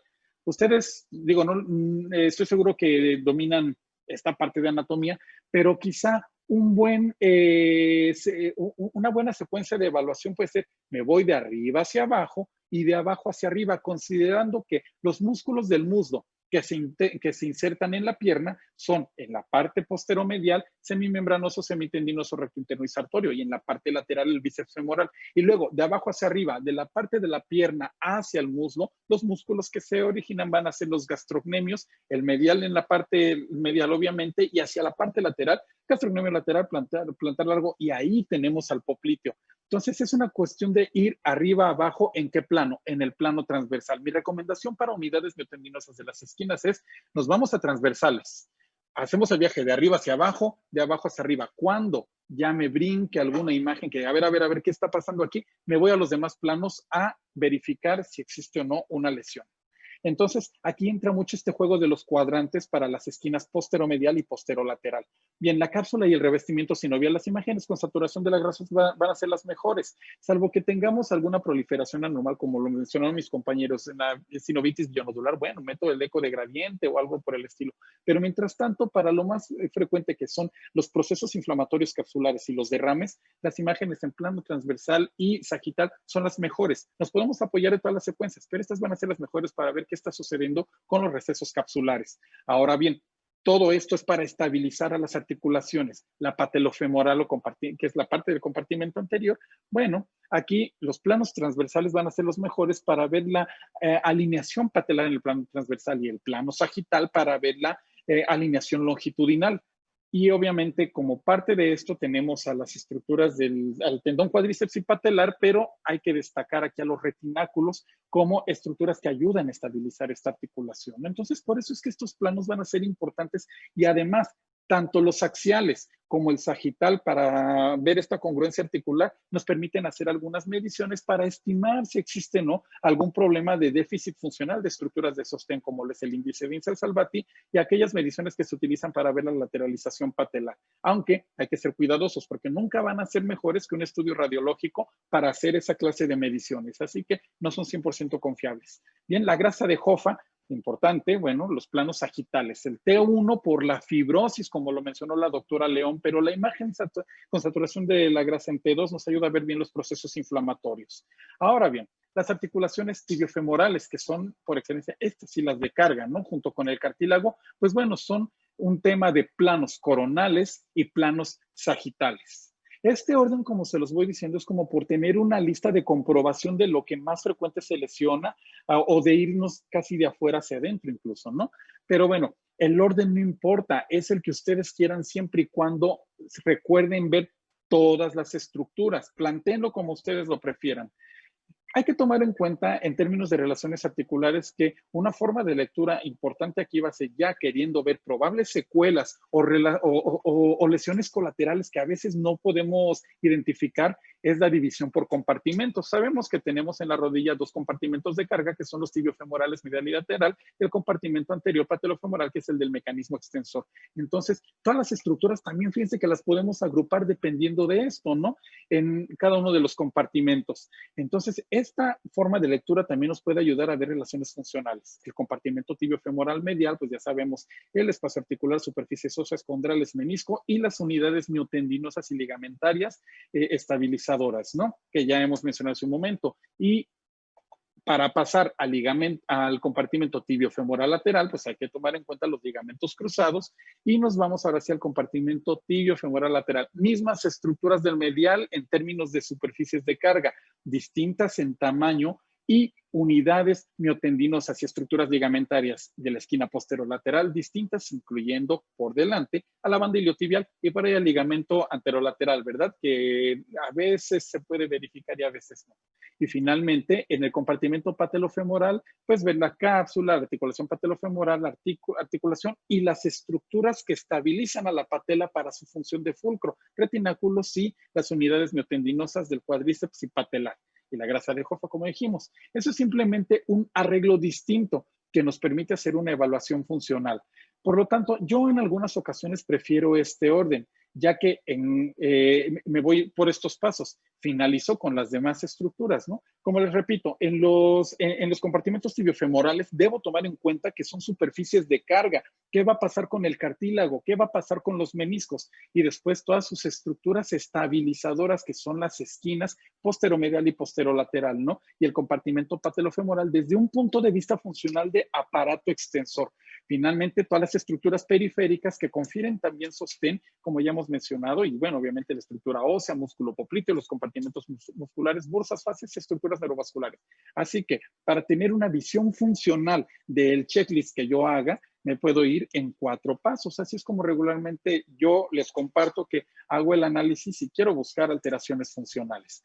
Entonces, dicho todo esto, mis secuencias, qué planos tengo y mi lista de comprobación, tomando en cuenta cuáles son los mejores planos y secuencias para la evaluación de cada una de las estructuras, recordando que cada una pertenece a un tipo de estabilizador y que guardan relaciones funcionales entre sí. Por lo tanto, esta es la lista de comprobación que yo les comparto y les sugiero, pero al final de cuentas, la que ustedes quieran utilizar siempre y cuando hagan una lectura sistemática. Y con esto termino esta primera intervención con ustedes. Muchas gracias. Muchísimas gracias al doctor Salazar, sin duda una plática muy motivante y que nos hará regresar a los libros, a estudiar y saber que para ver una resonancia se necesita conocer la anatomía, conocer la fisiología y hacerlo con entusiasmo, con pasión, como ha sido esta plática. Muchísimas gracias, doctor Salazar. La verdad es que nos abre los ojos a todos los que estamos en este proceso de aprendizaje que idealmente todos deberíamos estar siempre en un proceso de aprendizaje. Siempre hay cosas nuevas. Estoy seguro que se habrán llevado muchísimo los ponentes de esta plática. Gracias por compartirla con nosotros. Y ahora Continuamos con la doctora Araceli Cabanillas Segura para cerrar con broche de oro y poder pasar a las preguntas. La doctora es médico adscrita del grupo CT Scanner San Ángel, es igual especialista en imagen musculoesquelético. Ella es egresada del grupo CT Scanner. Nos estará hablando de la resonancia magnética en la patología traumática más común, es decir, vamos a hablar un poco de meniscos y ligamentos, vamos a hablar de las perlas.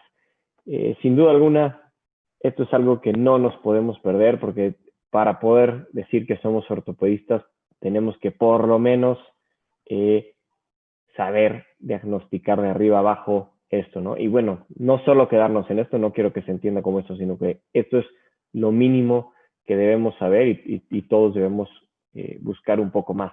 Bienvenida, doctora Araceli, muchísimas gracias por estar con nosotros. Muchas gracias por la presentación. También quiero agradecer al Colegio Mexicano de Ortopedia y Traumatología por la invitación para participar con ustedes con esta charla. Manifiesto no tener conflicto de intereses. Fíjense, de las 360 articulaciones que tenemos en el cuerpo, el día de hoy vamos a hablar específicamente de la rodilla y la presentación va a estar enfocada a revisar la anatomía normal del menisco por resonancia magnética, recordar brevemente la función y hablar 2 o 3 palabras de menisco discoide. Y una vez que nosotros hayamos comprendido la anatomía normal del menisco, vamos a hablar de las lesiones meniscales. Recordemos pues que el menisco es un fibrocartílago de forma triangular, que cuando es sano es negro en todas las secuencias, no importa si es un T2, una densidad de protones o T1, siempre va a ser negro. El menisco siempre va a ser mucho más ancho que alto, no importa si es el menisco medial o el menisco lateral. También recordar que el cuerno posterior del menisco medial es más grande que el cuerno anterior y en el compartimento lateral el menisco es simétrico. En un corte axial, que ahora está tomando mucho mayor importancia, ya vamos a ver por qué dentro de la presentación. Recordar que el menisco tiene forma de C, que cubre el 30% de la superficie tibial en el compartimento medial, en tanto que en la parte lateral tiene forma de O y cubre el 50% de la superficie. Para fines de interpretar mejor los desgarros, tenemos que dividir al menisco en cuerno anterior, cuerpo y cuerno posterior. Recordar que el menisco está firmemente adherido a la plataforma tibial a través de ligamentos que se llaman raíces. Hay 2 para cada menisco y tenemos que saberlas reconocer. Estas se ven mucho mejor en los cortes coronales. Fíjense aquí la raíz posterior de los meniscos. Bien importante diagnosticar cuando están lesionadas. Acá tenemos ejemplo de las raíces anteriores para el menisco lateral y para el menisco medial. En cuanto a la anatomía, porque vamos a revisar la estructura y la función del menisco, recordar que el menisco es una estructura compleja que tiene muchísimas fibras distribuidas en diferentes orientaciones. Las más importantes, recordar que son las fibras longitudinales que están en la periferia y las fibras radiales. Esta distribución de fibras son los que nos dibujan más los patrones de desgarro en el menisco. Cuando hablamos de función del menisco, recordar que ayuda a distribuir las cargas, absorbe el golpe, está relacionado con la congruencia articular, le da propiocepción a la rodilla y es un estabilizador. De manera secundaria, también ayuda a la lubricación y a la nutrición del cartílago. Recordar que una de las funciones más importantes del menisco es la estabilidad articular a través del cuerno posterior del menisco medial. Cuando hablamos de vascularidad, pues recordar que el menisco es casi avascular, solamente tiene del 10 al 30% en la periferia. Esto es muy importante para ustedes como ortopedistas, que pues de esto depende el pronóstico del paciente, tomando en cuenta la vascularidad del menisco. Recordar que la inervación está en los 2 tercios posteriores, y bueno, que la vascularidad viene a través de las arterias geniculares, que hacen un plexo importante, pero ya sabemos que solamente se nutre la periferia del menisco. 2 cosas en cuanto al menisco discoide. Es una deformidad congénita en donde el menisco está mal formado y lo más importante es que en resonancia magnética lo podamos reconocer. Watanabe lo describió, lo clasificó en 3 diferentes formas: el menisco discoide completo, el incompleto y el que tiene forma de anillo. importante que cuando nosotros veamos en cortes consecutivos que la pajarita siempre se conserva, estamos ante un menisco discoide, y lo más importante, creo yo, es que lo podamos diagnosticar en los cortes coronales, en los cortes centrales, en donde este menisco mide más de 15 milímetros. No lo confundamos, obviamente, con el menisco en la parte posterior, en donde debemos de saber que el menisco cubre en su totalidad a la plataforma tibial. Entonces, cuando estamos hasta atrás de la rodilla no podemos hacer diagnóstico de menisco discoide. En cuanto a las lesiones meniscales, es muy importante que nosotros las podamos clasificar de acuerdo a su mecanismo de lesión. Se dividen en traumáticas y degenerativas. Obviamente las traumáticas están relacionadas en la mayor parte de las veces con lesiones ligamentarias, principalmente el cruzado anterior. Cuando hablamos de roturas degenerativas, tenemos roturas horizontales, radiales, y ahora ya empezamos a diagnosticar con mayor frecuencia las roturas en las raíces posteriores. Las degenerativas afectan al menisco medial. En cuanto a la clasificación, debemos de basarnos a esta clasificación que fue descrita desde el 2011 por la Sociedad Internacional de Lisacos, en donde tenemos que utilizar todos estos puntos para poderla diagnosticar mejor. Aquí podemos ver cuál es la profundidad, si es parcial o completa.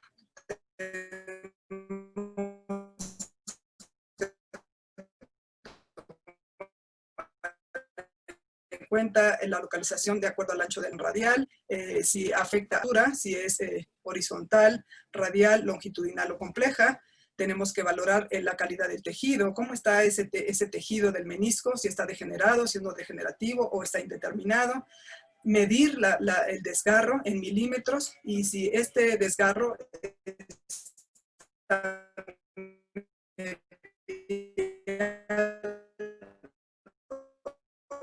no al hiato popliteo. Cuando nosotros estudiamos que hay entre el radiólogo y el traumatólogo, verificar esta clasificación de Lisacos, que yo les sugiero que la empecemos a utilizar todos.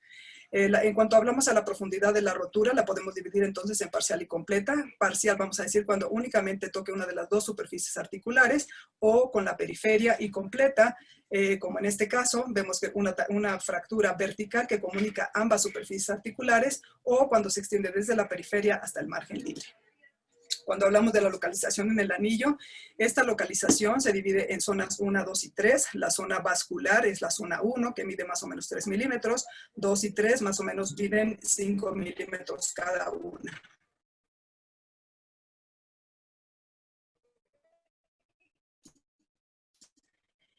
El anillo, tenemos el endotelsal, en donde zona 3 tenemos un pequeño desgarro cercano a la raíz posterior, que solamente está afectando la zona 3.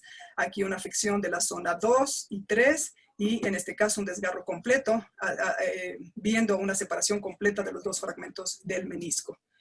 La longitud de la rotura, cuando tenemos que medirla, obviamente cuando este desgarro mide más de 10 milímetros, lo podemos considerar como un desgarro inestable.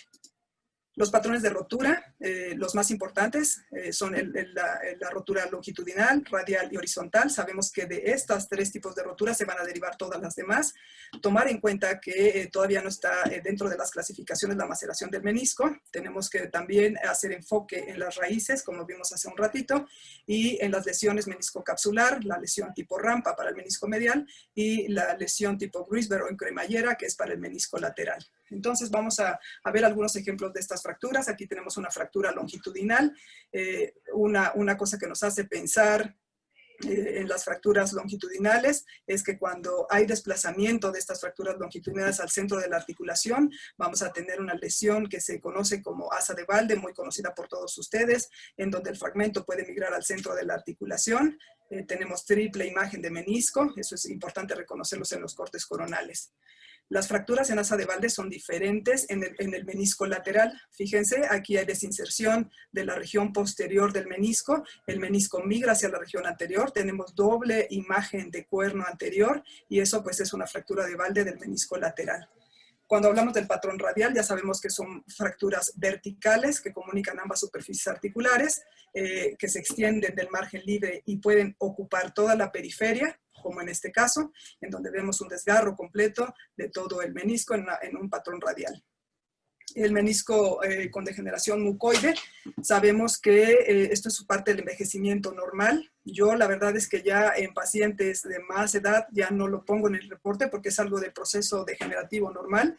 Tener alta sospecha de que no solamente sea degeneración cuando el menisco está más grande y vemos hiperintensidades que ya tienen tendencia a formar trazos, entonces hay que sospechar que esté desgarrado. El patrón de rotura horizontal es el que va a dividir al menisco en dos mitades, una superior y otra inferior. Fíjense, a este paciente dejé la diapositiva en grande para que vieran ustedes la edad. Este paciente tiene 12 años. Antes se pensaba que los desgarros horizontales solamente eran degenerativos, también pueden ser traumáticos por mecanismo de cizalla.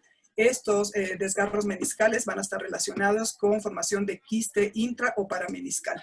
La maceración es cuando el menisco está completamente destruido, se pierde su localización dentro de la rodilla, puede estar extruido y esto va a condicionar, pues obviamente, la osteoartrosis.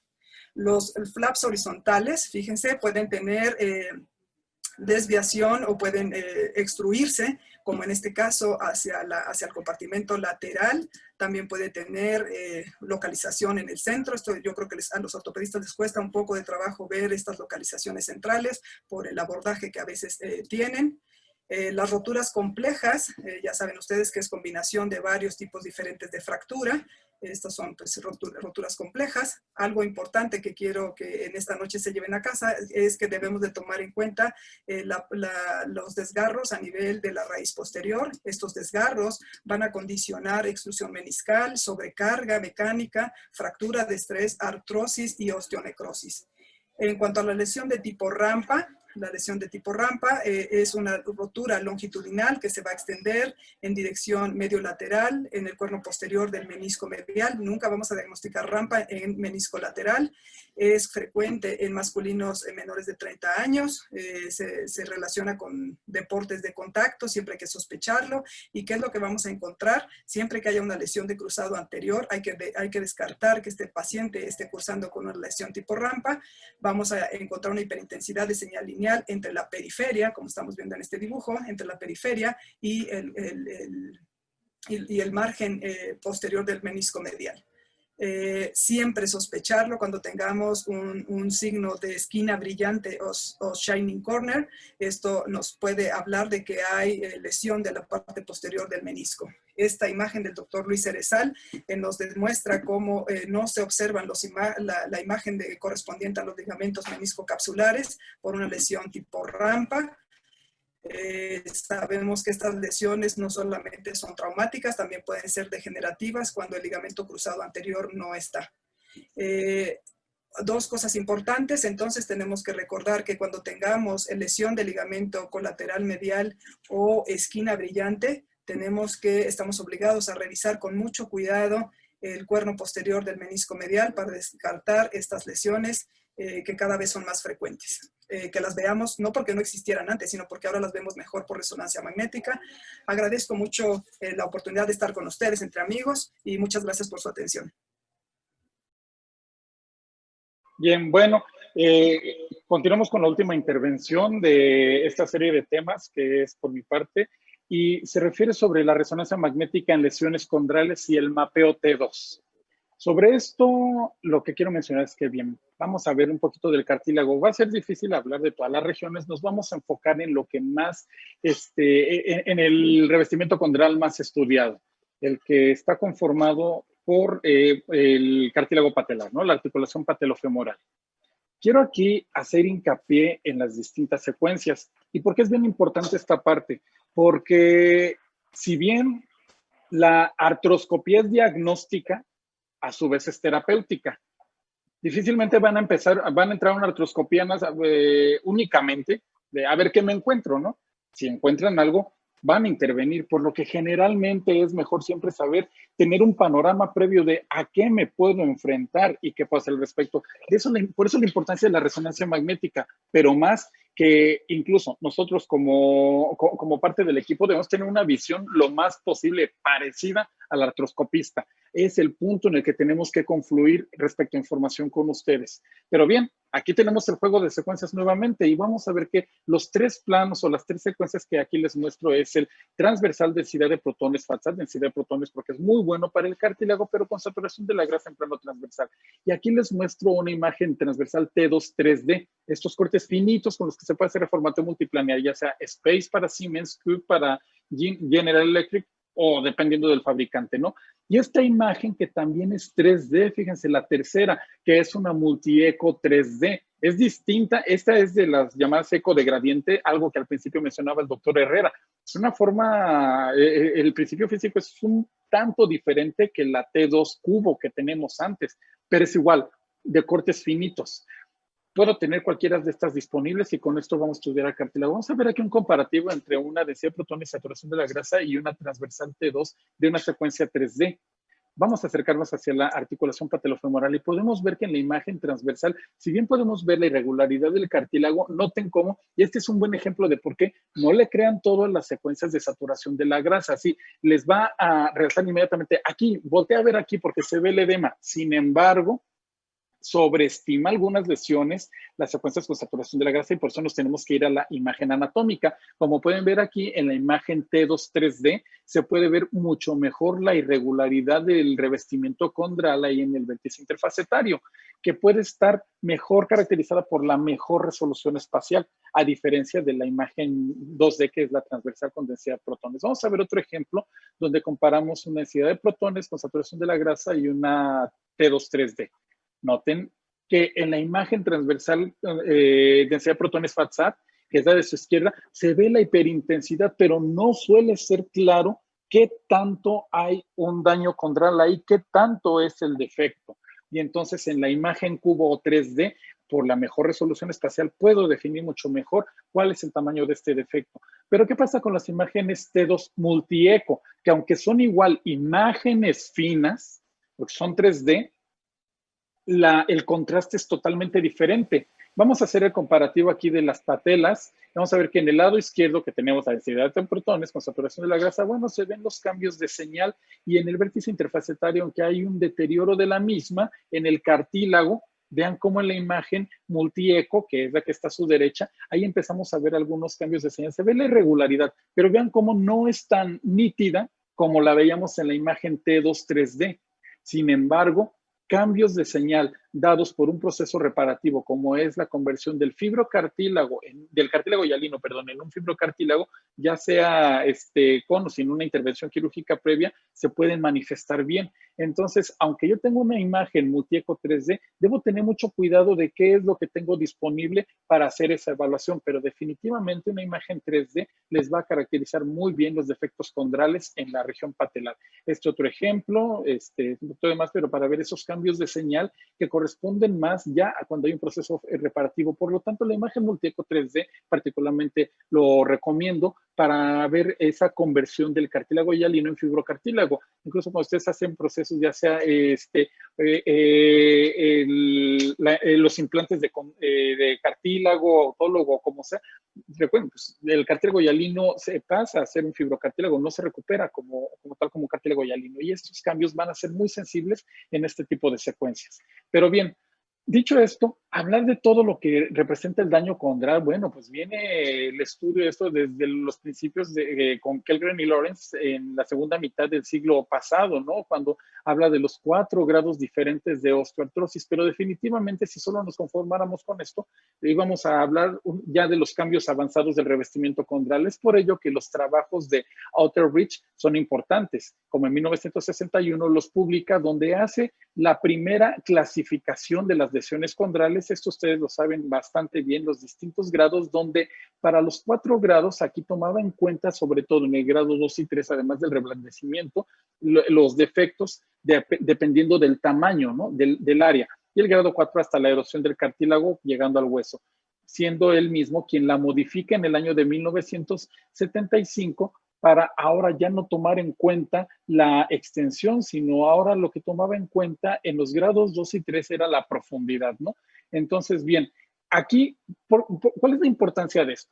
Que muchas veces nosotros, como radiólogos, y bueno, si ustedes cuando vean una imagen, bueno, qué escala es la que se usa. Cuando tengo que hablar de un grado tal, o si la aseguradora, ya saben, a veces el dictaminador, es que le dejó lesión 2, entonces no es candidato para un tratamiento. Eso a veces nos hace llegar a conflictos de comunicación. Entonces es conveniente saber de dónde vienen todos estos sistemas de estadificación, ¿no? Pero los de Outreach definitivamente, ustedes lo saben que son artroscópicos. Así es entonces que también hay que tomar en cuenta que en el 97, bueno, se funda la Sociedad Internacional para la Reparación del Cartílago, que, bueno, ha dictado algunos instrumentos de evaluación que, dependiendo de las escuelas o los distintos grupos interdisciplinarios, pueden o no adoptarlos. Particularmente yo les comento que procuro utilizar su sistema para la categorización de las lesiones. Pero fíjense que también es cerca del año 2000 que, bueno, queda bien fundamentado por Stoller los distintos grados por resonancia magnética ahora, ya no en la parte artroscópica, ¿no? Donde dice un grado 1 simplemente un incremento en la intensidad de señal, ¿no? Los cambios de señal que incluso algunos se atreven a ponerle reblandecimiento. Nosotros no estamos viendo ahí qué tan blandito no está el cartílago. Si estamos viendo una resonancia magnética, estamos viendo la interacción del tejido biológico con el fenómeno físico, entonces lo que veo es el cambio en la señal. Y bueno, pues esto puede ser equiparable al reblandecimiento. Una lesión grado 2 es cuando ya tenemos una irregularidad de la superficie, como podemos ver ya en esta imagen en la faceta lateral,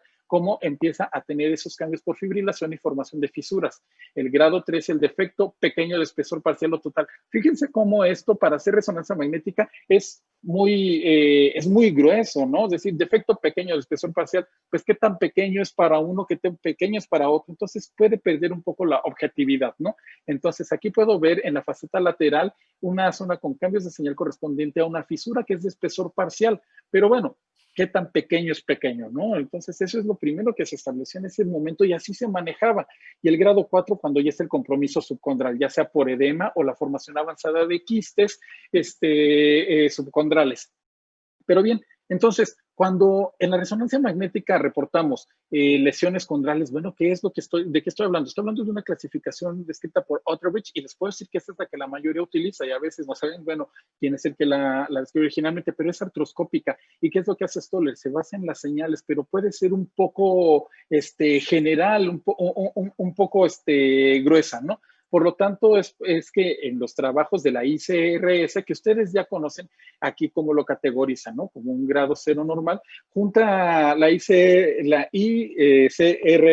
junta los hallazgos tanto artroscópicos como de resonancia magnética, pero le da más peso a los hallazgos artroscópicos. Entonces, eso yo creo que es importante porque necesito tener un lenguaje que pueda ser equiparable con el de ustedes como artroscopistas. Entonces, yo particularmente utilizo este sistema, ¿no? Donde igual habla de un grado 0 para una normal, grado 1A cuando es fibrilación superficial, grado 1B fisuras superficiales, el grado 2 de lesiones anormales de espesor parcial menor del 50% y el grado 3 cuando ya es más del 50%, 3A, si es de espesor total y llega hasta la lámina calcificada, 3B, el 3C cuando hay extensión al hueso subcondral sin atravesarlo, pero el grado 3D es cuando tenemos formaciones ampulares. Y definitivamente el grado 4, al igual que todos los descritos en los anteriores sistemas, es cuando hay una pérdida normal severa del cartílago y atraviesa el hueso subcondral, es decir, tenemos compromiso subcondral. Pero entonces aquí empezamos a tener una combinación entre lo que podemos ver de profundidad y sobre todo el compromiso subcondral que determinaría cuál es el procedimiento al cual puede ser candidato un paciente si es que requiere alguna intervención, ¿no? Y bueno, de eso ya de tratamiento ustedes lo saben mucho mejor que nosotros, ¿no? Bien, dicho esto, considerando la ICRS, también va a ser muy importante la localización, el mapeo adecuado de las lesiones. A veces a todo le llamamos condrosis, pero debemos ser cuidadosos. La condrosis es el deterioro general, pero una lesión condral focal es aquella que puede ser susceptible de reparación. Es bien importante que en el lenguaje que compartamos con ustedes podamos localizar bien a esto. Yo me baso en el instrumento de la ICRS, pero bueno, ustedes saben que depende de los grupos y hay distintas escalas de medición o instrumentos pre o postquirúrgico, bueno, pre o postartroscópico que se pueden utilizar. Pero bueno, lo único que quiero enfatizar en este punto es que necesitamos tener un punto global en el equipo para que antes de que hagan una artroscopía, no solo diagnóstica, también pueda ser terapéutica con un muy buen mapeo de las lesiones desde la resonancia magnética, siempre y cuando esta tenga la calidad de vida, ¿no?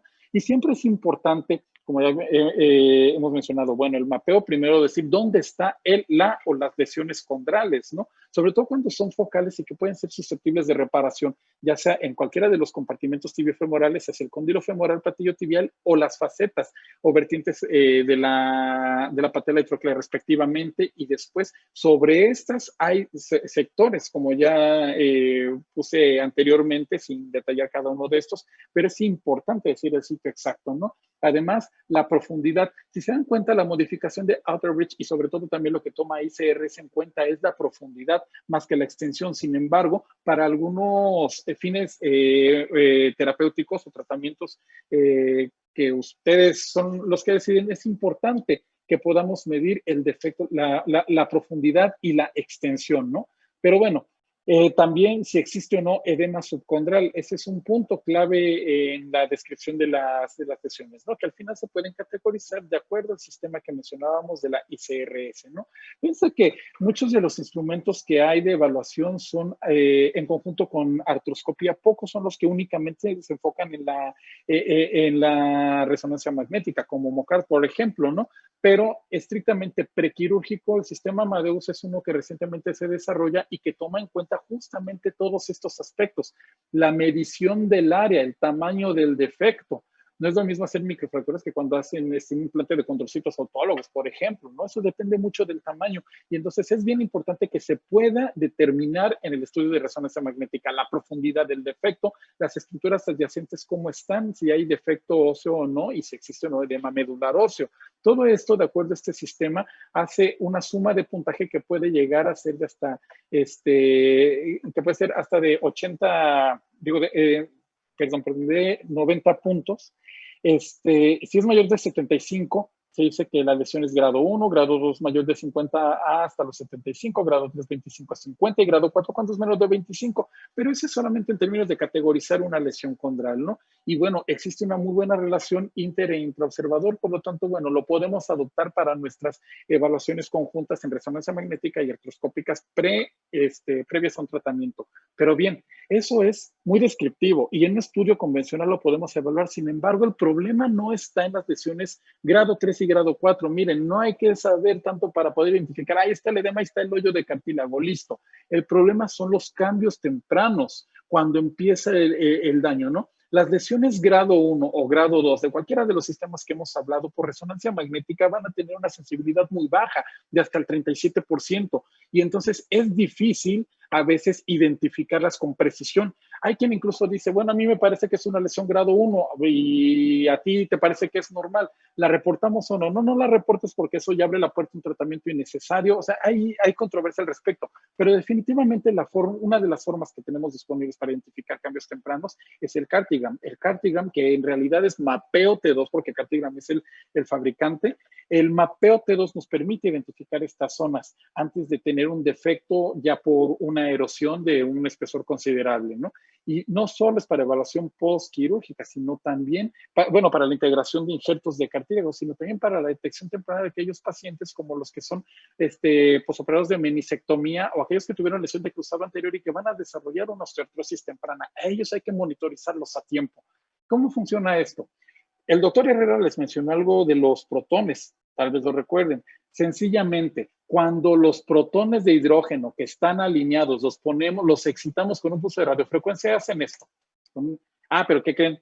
Para esta animación, inmersos en una matriz extracelular de colágeno y de proteoglicanos que van a permitir que esté bien organizado ese cartílago, ¿no? Entonces, ¿qué sucede cuando se someten esos protones de hidrógeno enlazados a estas macromoléculas a un pulso de radiofrecuencia? Bueno, los ponemos a refasarse. Vamos a verlo nuevamente. Están bien aplicados al pulso de radiofrecuencia y este es el patrón de refase que hacen después de que cesa. Ahora pensemos en una matriz extracelular deteriorada, donde las cadenas de colágeno y proteoglicanos están todas deshechas y entonces el ambiente molecular donde están enlazados los protones de hidrógeno ya cambió. Ya las interacciones moleculares tienen un problema allí. ¿Qué va a pasar entonces cuando yo los estimulo con un pulso de radiofrecuencia? Va a suceder esto, que el refase se va a volver lento.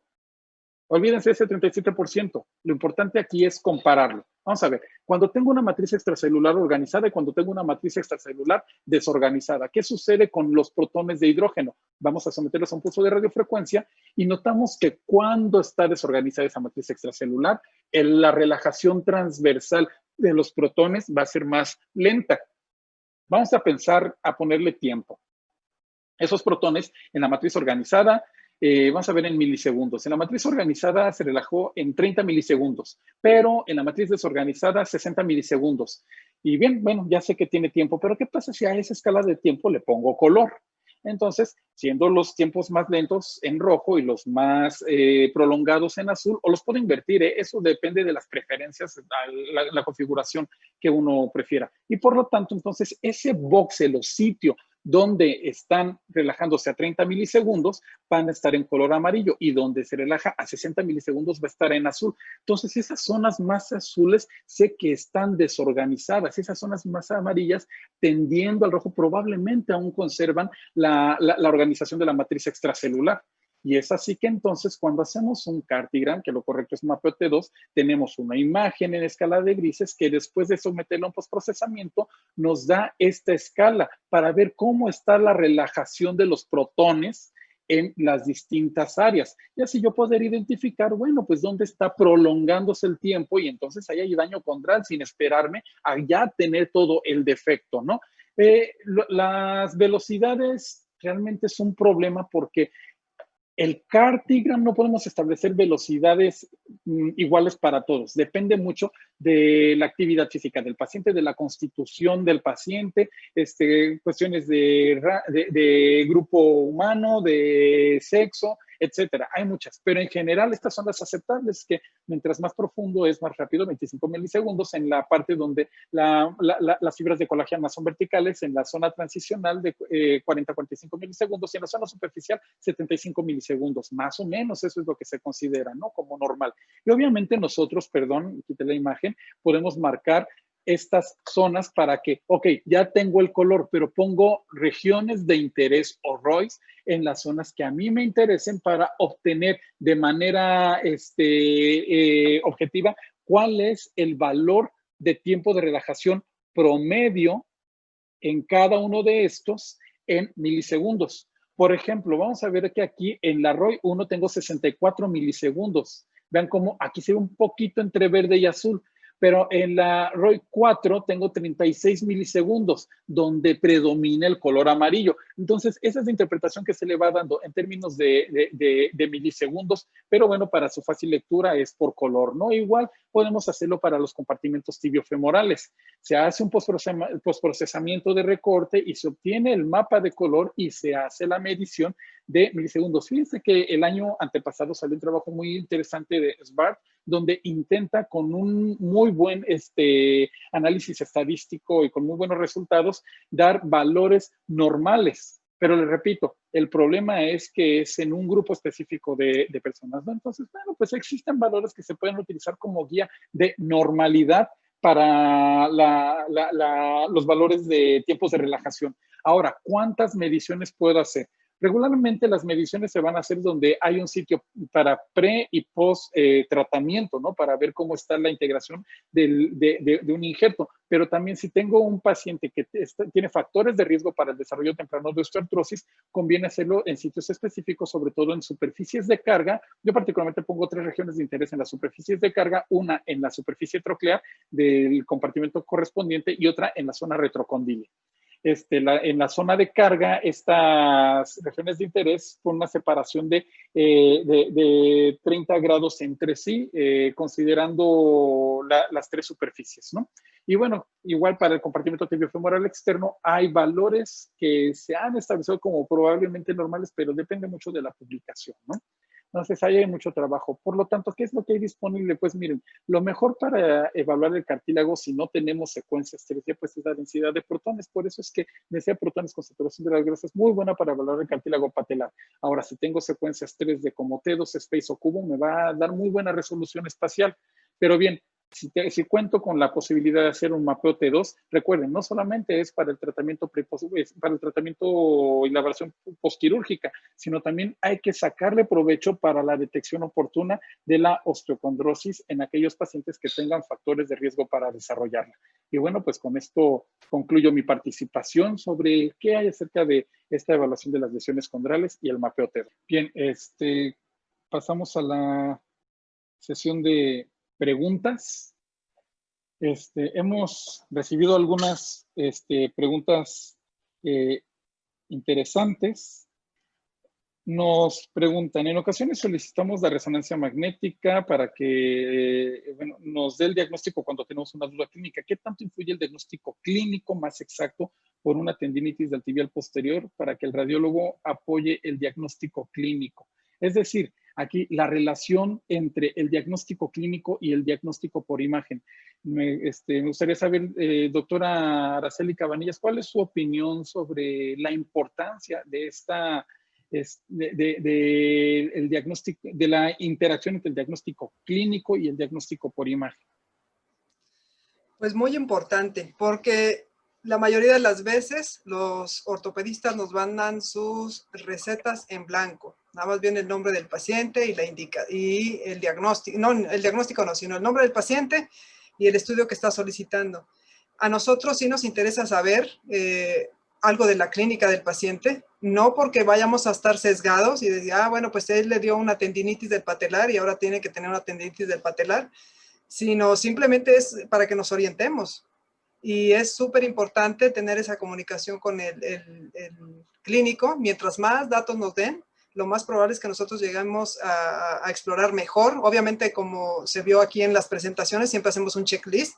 No nos dejamos influenciar por los diagnósticos que nos envían, sino tratamos de encontrar todo lo que se pueda en la rodilla.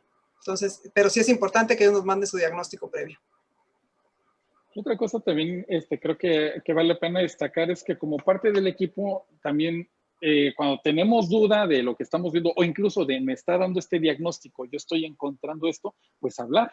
Siempre la comunicación es importante. Nosotros, por ejemplo, que como una institución privada, bueno, pues la llamada por teléfono, ¿no? Entonces la comunicación va a mejorar la relación entre el diagnóstico clínico con el diagnóstico por imagen. Esa parte también es fundamental. Y bien, otra pregunta que nos hacen es, ¿cómo se llaman las secuencias dinámicas para los ligamentos cruzados? Supongo que la pregunta va orientada a que, ¿cómo puedo yo pedirla? ¿Qué información necesita haber en mi orden médica para que sepa que van a hacer esta secuencia? Doctora León, ¿le gustaría dar su opinión? Claro, pues en realidad no tienen un nombre específico como tal. Retomando el punto, pues es bueno siempre que nos otorguen un poco de sospecha clínica. Supongo que va un poco relacionado a las imágenes que revisamos anguladas tanto a cruzado anterior como cruzado posterior. Las de cruzado anterior creo que no va a haber dificultad en que ustedes las puedan obtener. Las que mencioné que eran un poco como dinámicas o meter al paciente en flexión, pues iría más en relación en saber si al sitio donde yo estoy mandando a mi paciente, pues tienen la disponibilidad de antenas, que no sean solo las rígidas dedicadas de rodillas, sino que también tengan antenas que son flexibles, que nosotros podemos enrollar en la articulación como tal, y ahí la única distinción es que pedimos al paciente que aguante un ratito la posición en flexión, y es la forma en que obtenemos esa secuencia. Un nombre en específico, pues no las hay, o si las hubiera, pues sería lo que mencionó el doctor, sagital oblicuo, y poner sagital oblicuo al cruzado anterior, al cruzado posterior, o pues a la región de interés en ese momento. En algunos lugares, ¿puedo intervenir? En algunos lugares lo reconocemos como los finos de cruzado. Así es. Y bueno, nos hacen otra pregunta sobre las secuencias recomendables para evaluar la cicatrización de un menisco después de una sutura meniscal. ¿Qué es de la artrorresonancia para esto? La artrorresonancia magnética en la rodilla puede ser a veces cuestionable. ¿Por qué? Porque en muchos pacientes hay cierta cantidad de líquido ya que permite darnos el contraste necesario para identificar los defectos. Quizá otras articulares con espacios menos laxos, sí, la arterioresonancia ayuda bastante, como en el hombro, por ejemplo, ¿no? En la cadera, pero en la rodilla generalmente hay una suficiente cantidad de líquido para verlo. De cualquier manera, hacer una arterioresonancia sí nos puede otorgar un beneficio para ver las zonas donde entra el contraste con la secuencia de vida, que es una imagen T1 con saturación de la grasa.